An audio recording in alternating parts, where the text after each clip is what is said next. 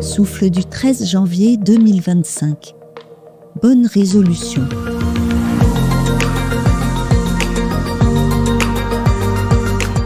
Vous y arrivez, vous? C'est reparti. Depuis une semaine, l'année a vraiment démarré. Reprise scolaire, retour au travail, soucis quotidiens et imprévus inévitables, nous voici replongés dans un rythme que nous n'avons sans doute pas choisi. Qu'en est-il de nos bonnes résolutions de début d'année? D'ailleurs, pourquoi s'enfermer dans des décisions impossibles à tenir et ne pas se laisser guider au jour le jour? La Bible est le récit d'un peuple appelé par Dieu à le choisir et à le suivre. Un peuple invité à répondre à la promesse du Seigneur en s'engageant envers lui. En effet, je ne prends pas plaisir à voir mourir quelqu'un, déclare le Seigneur, l'Éternel, dans le livre du prophète Ézéchiel. Changez donc d'attitude et vivez. Un peuple fait d'hommes et de femmes qui ont bien du mal à tenir leurs engagements, mais que le Seigneur ne cesse d'aimer et d'appeler à la vie. Changer d'attitude, se convertir. Croyant ou non, tu sais bien que cela ne se fait pas d'un coup de baguette magique, ni à la force du poignet.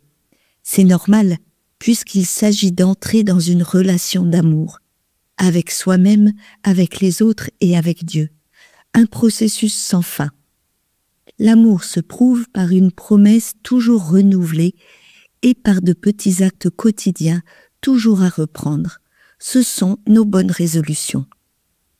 Voici un conseil de l'apôtre Paul dans sa lettre aux Romains.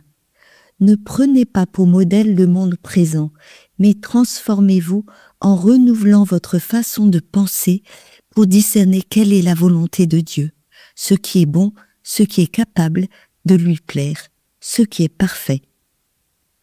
Voici 3 petits pas pour t'aider dans tes résolutions. Premièrement, pratique la stratégie des petits pas. Mieux vaut une seule petite résolution que tu peux tenir plutôt que plusieurs grandes qui te tendront et te décourageront. Deuxièmement, formule ta résolution de manière concrète et positive. Par exemple, dire chaque jour une parole bienveillante plutôt que arrêter de râler. Enfin, si tu es croyant, prie avant de prendre ou d'ajuster tes résolutions et demande à Dieu de te montrer ce qui lui plaît et de t'aider à y être fidèle. Alors, bonne semaine.